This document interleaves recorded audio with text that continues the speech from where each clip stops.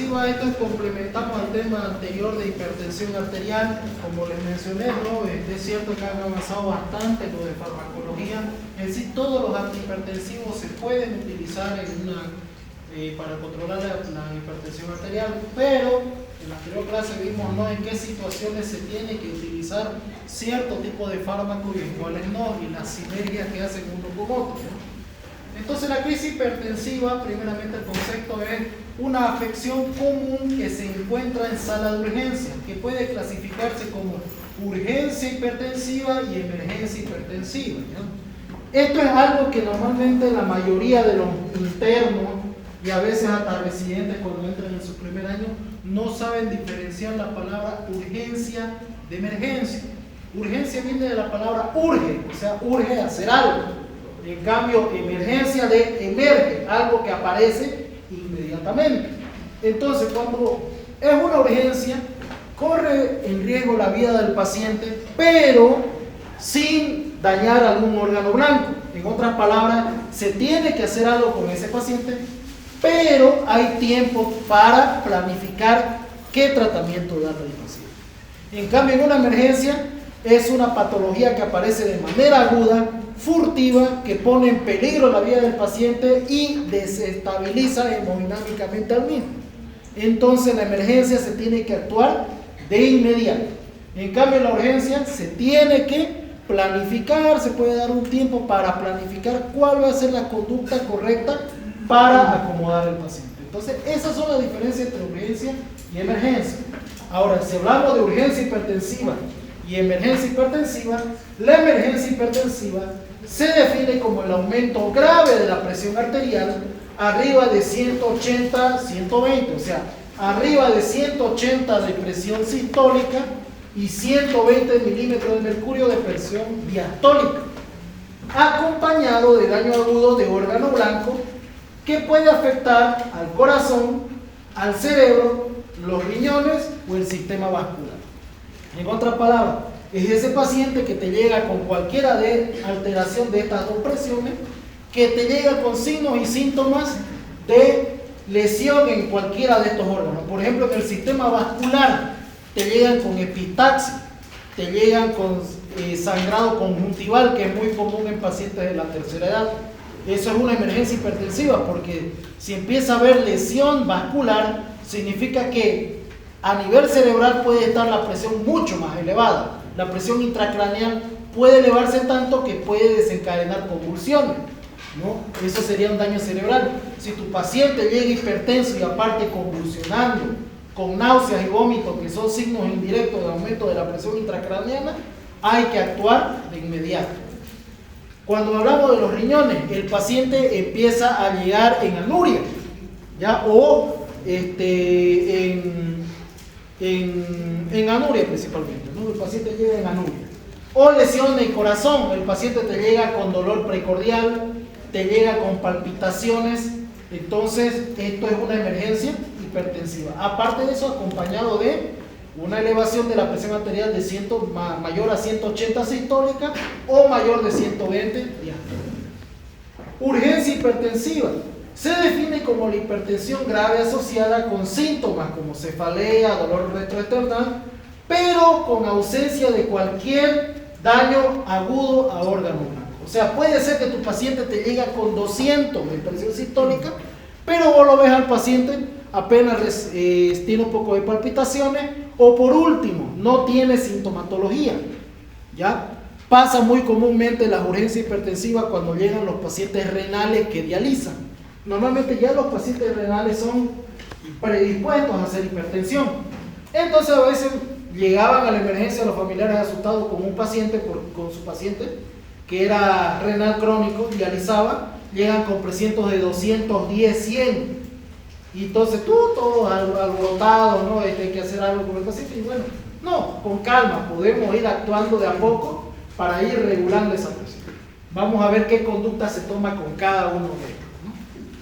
Bien, entonces recordemos la clasificación de crisis hipertensiva, ¿no? Es una elevación aguda de la presión arterial mayor a 180 sistólica y mayor de 120 diastólica, ¿no? Si hablamos de urgencia hipertensiva, Daño de órgano diana no existe. Clínica, normalmente casi son asintomáticos, no refieren síntomas, más que la presión arterial elevada. Tiempo para disminuir la presión arterial. Ustedes tienen 24 a 48 horas para disminuirla. No hay apuro. En otras palabras, ustedes no van a usar tratamiento endovenoso para disminuir la presión arterial de estos pacientes. ¿Por qué? Porque no hay lesión en órgano blanco. Luego, el tratamiento casi siempre es vía oral, o sea, a veces las urgencias hipertensivas se desencadenan por mala toma de medicamentos de los pacientes. A veces pasa, por ejemplo, tengo a mi abuelo que es hipertenso y se le olvida tomar su medicación y llega a emergencia con 180, 190, 100 la presión, pero sin síntomas, digamos, como cefalea, mareos, etc. Entonces, el tratamiento va a ser netamente vía oral. ¿Y qué fármacos usuales? Dicen, no, restaurar el fármaco vía oral. El más común utilizado para restablecer la presión arterial es el captopril, que es por vía oral. Antes, cuando yo entré a la residencia, estaba el uso de medicamentos sublinguales, así como la nitroglicerina. El más utilizado sublingual para bajar la presión arterial era el nimodipino. Ya van a escuchar incluso en las clases de neuro que lo utilizan bastante como neuroprotector. El problema con el nimodipino, que es un bloqueante de calcio, es que las presiones arteriales me la baja muy rápido y ya vamos a ver en qué perjudica eso. ¿Ya? Otro, acá nuevamente lo mencionan al nifedipino, que puede repetirse cada 30 minutos. Ahora en la emergencia hipertensiva, ¿no? Hay daño en órgano diana, ¿no? La clínica depende del órgano dañado, como les mencioné. Normalmente la conducta va a ser disminuir el 25% de la presión en una hora. O sea, si llegó el paciente con 200 milímetros de mercurio de presión sistólica, ustedes por lo menos tienen que bajarle 20 milímetros de mercurio en una hora. No bajarlo de golpe a la normalidad. ¿Por qué? Normalmente se debe a los mecanismos compensatorios que tienen los vasos sanguíneos cerebrales. Normalmente cuando aumenta la presión arterial, los vasos sanguíneos cerebrales hacen vasoconstricción para que ese flujo aumentado no dañe la microvasculatura de la masa encefálica. Pero si ustedes bajan de golpe la presión, esos vasos sanguíneos se van a vasodilatar tanto que el flujo sanguíneo al cerebro va a disminuir. Y si tu paciente llegó, qué sé yo, con una presión de 200 sistólica, le das un medicamento para que le baje rápido la presión, va a ser isquemia cerebral, y eso nosotros lo conocemos como ACV isquémica. Entonces, por eso en las emergencias hipertensivas está indicado no disminuir de golpe la presión, sino ir disminuyéndola paulatinamente. ¿Para qué? Para que el centro vasomotor vaya regulando la contracción que hay en los vasos sanguíneos cerebrales y así no produzca isquemia cerebral. ¿Ya? Lo mismo pasa a nivel coronario. Las arterias coronarias empiezan a hacer vasoconstricción cuando hay una subida de presión. ¿Para qué? Para proteger a los vasos sanguíneos coronarios, que son bastante estrechos y delgados a comparación de otras arterias en nuestro organismo. Si pasara toda la presión a la arteria coronaria, estas reventarían y producirían hemorragias internas. Entonces, si ustedes descienden en un paciente con crisis hipertensiva o en una emergencia hipertensiva, esos vasos sanguíneos que están vasocontraídos se van a vasodilatar de golpe, va a producir isquemia del miocardio y van a infartar. Ya lo mismo pasa a nivel renal, ya por las arteriolas aferentes. Entonces es un mecanismo compensatorio. Cuando el cuerpo aumenta la presión arterial, los vasos sanguíneos se contraen, sobre todo en el cerebro, en las arterias coronarias y en el riñón. ¿Ya? Si ustedes lo bajan de golpe, pueden producir isquemia. Esa es la razón por la cual se disminuye la presión arterial en un 25% en una hora, ¿no? Aquí bajamos de 160 miligramos a 100 y luego en las siguientes 2 a 6 horas se normaliza totalmente. ¿Ya? El paciente se puede estar quejando de náusea, vómito, cefalea, pero ustedes no la descienden de golpe. Hay que descenderla paulatinamente. En la primera hora el 25%, una vez el paciente ya está más estable, se da la medicación ya para llegar al control total de la presión arterial, para no producir daño cerebral, ¿no? normalmente tiene que ser lento, como dice acá. ¿Por qué? Por el riesgo de hacer un ictus, que a eso se refiere los ACV. Ahora, ¿en qué casos van a descender de manera rápida la presión arterial en una emergencia hipertensiva? En edema agudo de pulmón. ¿Por qué? Porque está congestionando el pulmón y aparte de eso el miocardio está sufriendo. Puede producir un infarto secundario.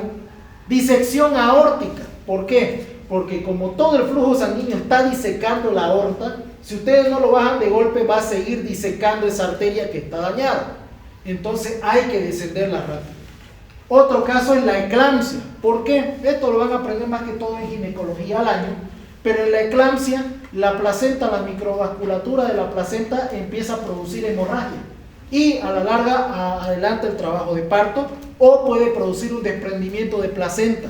Entonces eso es muy peligroso. Entonces en embarazadas con eclampsia hay que descender rápido la presión arterial. ¿Puede haber riesgo de dañar cerebro? Sí, pero es riesgo-beneficio. Más rápido se va a perder el producto no de la concepción. Feocromocitoma, esa es otra indicación, o hemorragia intracraneal. ¿Por qué? Porque si hay un vaso sangrando, empieza a sangrar a chorro. Si ustedes no lo bajan, va a seguir sangrando a chorro. Al disminuir la presión arterial, la velocidad del sangrado va a disminuir. Tratamiento normalmente es hospitalización y el tratamiento netamente es endovenoso, ¿no? ¿Cuáles son los fármacos más utilizados? Nitroprusiato de sodio. Créanme que este es el menos utilizado acá. El más utilizado a nivel primer mundo, Europa, Estados Unidos, es el nitroprusiato de sodio. Aquí nosotros no lo usamos mucho. ¿Por qué? Por el costo, la dificultad de la obtención del medicamento y su principal efecto adverso del nitroprusiato de sodio es la nefropatía. Puede producir insuficiencia renal. Y aquí, lastimosamente, para hacer un control de una administración de nitroprusiato de sodio, hay que tener, aparte de bombas infusoras, controles laboratoriales rigurosos para evitar la insuficiencia renal. Luego tenemos la nitroglicerina. El labetalol, que se podría decir es el fármaco endovenoso el mejor para el control de la emergencia hipertensiva, y luego está la hidralazina, ¿no? Ahora, ¿cuáles son los daños en órgano diana? Encefalopatía hipertensiva, evento vascular cerebral, síndrome coronario agudo, que eso vendría a ser un infarto agudo de miocardio, insuficiencia cardíaca, disección aórtica, anemia hemolítica, microangiopatía, edema agudo de pulmón, lesión renal aguda, preeclampsia y eclampsia, ¿ya? Entonces, estos son los principales órganos que se dañan, ¿no? El cerebro, corazón, riñón y la microvasculatura en general, ¿no? Bien, ¿cuáles son algunos signos y síntomas de emergencia hipertensiva? Visión borrosa, dolor de cabeza, náuseas o vómitos, alteración del estado de alerta. Normalmente estos pacientes llegan desorientados o nubilados, ¿no? Convulsiones, si hay convulsiones, más que seguro que el paciente está sangrando o hay un aumento de la presión intracraneal bastante severo. Debilidad en alguna extremidad, eso es más indicativo de ACV, ¿no? Y luego está la dificultad para hablar o respirar, ¿no? ¿Alguien se acuerda? Bueno, están llevando neuro algunos. ¿Alguien sabe cuál es la triada de Cincinnati?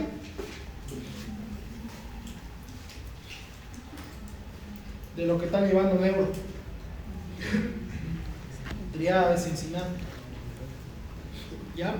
La triada de Cincinnati es una triada que se utiliza para el diagnóstico clínico de un evento cerebral vascular. Puede ser un ACV isquémico o un ACV hemorrágico.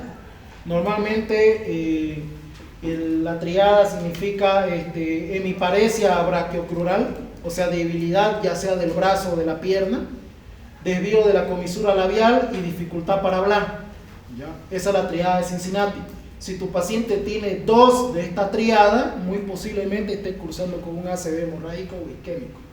Eso, digamos, es bastante útil, por ejemplo, cuando ustedes quieren determinar si su paciente se ha complicado su emergencia hipertensiva, ¿no? Si ven que a ustedes al paciente le cuesta hablar, así digamos que no puede articular las palabras, o ven que un lado de su cara está un poco chueca y la otra no, o tiene debilidad en un brazo o en una pierna, o tosis palpebral con caída de un párpado, entonces más que seguro el paciente está haciendo un evento cerebrovascular de tipo isquémico o de tipo hemorrágico, cualquiera de los dos. ¿Ya? Eso es neuro, ya lo van a aprender. Y si no lo aprenden, ya se conoce. Bien, El tratamiento, una vez se identifica, no sé por qué, el tipo de crisis hipertensiva, es imperativa la elección de un antihipertensivo correcto y la rapidez en su reducción. La reducción debe realizarse con cautela. Se establece como objetivo la reducción de 20 a 25% de la presión arterial durante las primeras horas, pero no por debajo de 140-90. ¿Alguien me puede decir por qué no debajo de 140-90?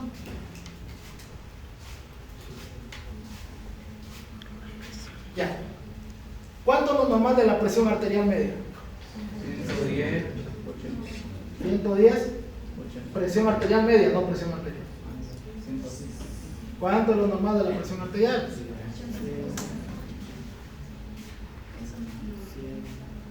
Hasta donde yo me acuerdo era 70-120. ¿Ya? Lo normal y lo más recomendado es mantener una presión arterial media de 90. La presión arterial media es muy importante. ¿Para qué? Para no producir isquemia cerebral o isquemia renal. ¿Ya? Entonces normalmente hay que mantener siempre una presión arterial media de 90. Ahora, ¿cómo se saca la presión arterial media? Se suman las dos secciones. ¿Cómo? Se suma la sistólica menos una sistólica y una diastólica y se divide entre dos. Sí, esa es la forma correcta. Hay una más rápida que es, como yo digo, sin calculadora casi, que es 2 diastólicas más una sistólica dividida entre 3. Esa es la más rápida. La correcta es la que acabas de decir vos, esa es la más exacta. Pero en emergencia más se utiliza esas 2 diastólicas más una sistólica dividida entre 3. Por ejemplo, a ver, saquen de 140 a 90, ¿cuánto sale la presión arterial media?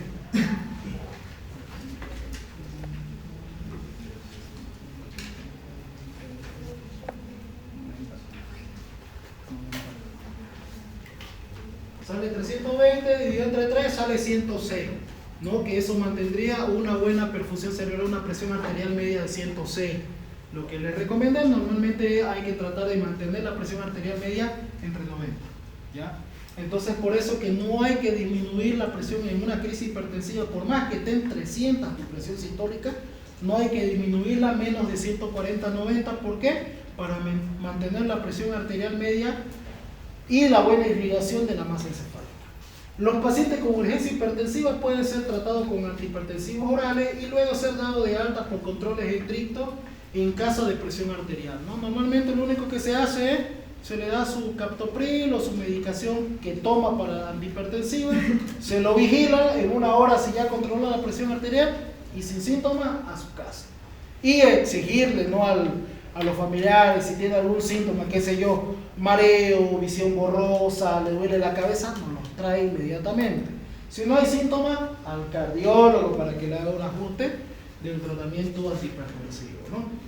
Debe reducirse tan rápido como se pueda la presión arterial en disección aórtica, edema agudo de pulmón, síndrome coronario agudo, a presiones arteriales menos de 140-90. Esas son las excepciones que decía. Paciente con encefalopatía hipertensiva o ACV isquémico debe tratarse con labetalol, nitroprusiato de sodio o nicardipina. Eso es el más indicado para este tipo de pacientes, es el labetalol, un beta bloqueante en este caso. Evitar nitroprusiato y nitroglicerina en hemorragia intracraneal porque puede aumentar la presión intracraneal. Por eso es que no lo utilizamos tanto también el nitroprusiato acá, porque aquí la mayoría de las emergencias que se ven en los hospitales, sobre todo aquí en Santa Cruz, son a causa del Chagas, hipertensión, megacolon, ¿ya? Y en el caso de la hipertensión, algunos llegan con su ACV. Entonces por eso no utilizamos tanto el nitroprusiato porque puede aumentar la presión intracraneal. Evitar el nitroprusiato también en pacientes con insuficiencia renal. Aquí hay bastantes renales, entonces muy descartado el uso del nitroprusiato. Para edema agudo de pulmón, síndrome coronario agudo, es idóneo el uso de nitroglicerina. Como vimos en la anterior clase, la nitroglicerina es un vasodilatador principalmente arterial. Al ser un vasodilatador arterial, va a ayudar a disminuir de a poco la precarga, va a ayudar a disminuir la sobrecarga del volumen del ventrículo izquierdo y va a evitar los cuadros anginosos o de que el paciente desarrolle un infarto agudo de miocardio asociado a la insuficiencia cardíaca. Entonces, es muy indicado para estos casos el control de hipertensión con nitroglicerina. Bien, ¿qué tratamientos o qué dosis se utiliza de estos fármacos en los siguientes casos? Bueno, por ejemplo, si van a utilizar nitroprusiato de sodio, la dosis es de 0,25 a 1 microgramo kilogramo minuto. ¿Ya?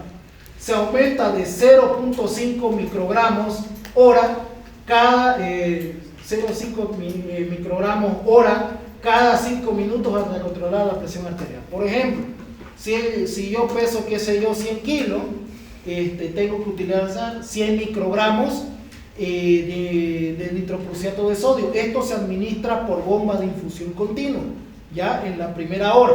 Pasado la primera hora, cada 5 minutos puedo ir aumentando, como dice acá, 0,5 microgramos a la dosis que está indicada a mi peso. Por ejemplo, si yo estaba indicado 100 microgramos, pasado una hora ya puedo ir aumentando cada 5 minutos 0,5, sería entonces 100,5 microgramos, después 101 microgramos, después 101.5 microgramos, hasta controlar la presión arterial a lo establecido, que es 140/90. Nitroglicerina, esto también es con infusión continua, de 10 a 20 microgramos minuto, se aumenta a 5 microgramos minuto cada 5 minutos hasta controlar la presión arterial. Su principal efecto adverso es cefalea. Normalmente cuando se utiliza nitroglicerina en los pacientes que están con emergencia hipertensiva, la mayoría de los pacientes están sedados por el efecto adverso de la cefalea. Como mencionamos, un vasodilatador arterial, y cuando los vasos sanguíneos se dilatan a nivel cerebral, produce cefalea, ¿ya? Es por eso. Normalmente también es con infusión de bomba de infusión continua. Y un detalle muy importante, la nitroglicerina es un fármaco que es muy fotolábil. ¿Qué quiere decir? Le da la luz, no sirve. Normalmente te lo van a dar en una ampolla ámbar, pero para su administración, normalmente, ¿de qué color es el equipo de suero? Es transparente. ¿Para qué? Para ver el fármaco que están pasando. Pero para la administración de nitroglicerina, ustedes siempre tienen que pedir un equipo de suero ámbar, o en su defecto, como estamos en tercer mundo, agarran bolsa negra y lo forran todo el trayecto del equipo de suero, más el suero donde va a estar la solución. ¿Por qué? Porque en mero contacto con la luz lo va a neutralizar y no va a funcionar, ¿ya? Luego la micardipina, otra dosis, ¿no? Que sí es 5 miligramos hora, se aumenta a 2.5 miligramos cada hora, hora cada 15 minutos hasta controlar la presión arterial. Y el más utilizado, que es el que siempre preguntan, es el abetalol. Lastimosamente el abetalol aquí en Bolivia no hay laboratorio oficial que lo traiga, pero sí pueden encontrarlo de contrabando marca Patito en las farmacias que no son grandes. Por ejemplo, en las farmacias chiquititas se encuentra de contrabando. ¿Por qué no lo traen? Porque, como dicen, ¿no? Una farmacéutica no va a traer un medicamento que no va a vender. Y las farmacias grandes, digamos, como la gente de aquí se acostumbra a lo que hay, no se actualiza y no piden el medicamento actualizado. Entonces las farmacéuticas grandes no lo traen. ¿Por qué? Porque muy pocos lo usan o muy pocos saben usarlo. Pero si se empezara a utilizar, ya lo traerían de manera legal y se encontrará en todas las farmacias, ¿no? Por ejemplo, un ejemplo es el famoso EPOVA, que es el que yo utilizo para el control del EPOC, que es el bromuro de tiotropio. Nadie lo utilizaba hasta la pandemia, ya lo iban a descontinuar. ¿Sabe por qué lo empezaba ahora ahí a montones? Porque no sé a quién se le ocurrió usarlo en el COVID. No servía de nada, pero no falta el médico que, como dice, entre darle y no darle nomás, y le daban todo lo que pillaban, hasta pifenidona, ivermectina, todo servía. Entonces se vendió POVA, trochimochi. Me acuerdo que mis EPOC me decían: doctor, no pillo su medicamento en farmacia. ¿Por qué? Porque todito los de COVID lo compraban, ¿ya? Bueno, volviendo al abetalol, de 0,25 a 0,5 miligramos kilogramo, y de 2 a 4 miligramos minuto hasta controlar presión arterial, ¿no? ¿Cuáles son las contraindicaciones y efectos secundarios? Bradicardia, bloqueo aurículo-ventricular de segundo a tercer grado, broncoespasmo, entonces hay que tener ojo en la administración en pacientes pulmonares, insuficiencia cardíaca sistólica. No, la bradicardia es el principal efecto adverso que se ve, porque es un inotrópico negativo, ¿no? Entonces hay que tener cuidado de la betanol. Y si tienen posibilidad de encontrar esmolol, yo no he visto que encuentren, solo he visto esmolol en comprimido, no he visto en ampolla, pero la dosis es 0,5 a 1 miligramo kilogramo en bol. Si pesa 100 kilos, 100 miligramos en bol, o sea, agarrarlo, meter la jeringa y ¡plum!, se lo pasas de golpe. Y se hace ese control. Estos son los efectos adversos, al igual que la betalol, porque también es un beta bloqueante. Bueno, vamos a repartir.